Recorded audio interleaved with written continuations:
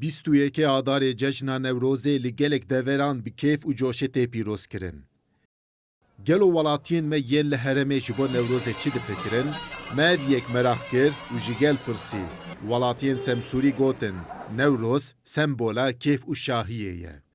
لو تشردكن استسرح ولدو يعني إيربيزن وداخن وندان سنة استعاوجي بشيدر يعني أواجي بزوق تابي. Yani baharematı, çiçek de, hoş dön, kanca düşün, fara düşün, lata düşün. Yani bir semboldür, bir bahar, keyif dikin. Yani şimdi böyle çift diker, çiğ diker, oynamıştığını, millet korku dikkat dirisi var. Li Qarsê jî welatî gotin bila Newroz bibe wesîleya aştî û huzûrê. İzna Xwedê barış be em yerin bive.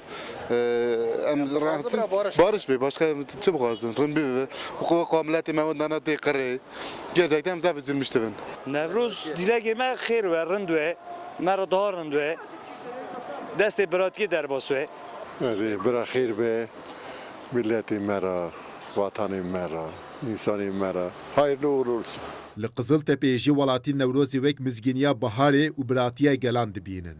عيدا مي نوروز بخار نوروز جيانك متشيد نوروز براتيا قلاني نوروز بهارة ونوروز آكل دايا وخشة وكيف خشة دنيايا خوش وعيدا مبرد لقاي عادي وقلت بن وتشيد بن وخلت على اتفاقي بدي. Welatiyên Sêrtê jî dibêjin Newroz mizgîniya biharê ye.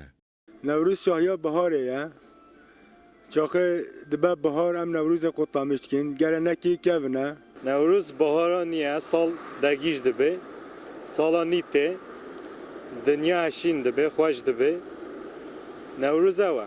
Bahar dîdar heşîn dibin, hemî dibe yeşîlik bahara Newroz ew e.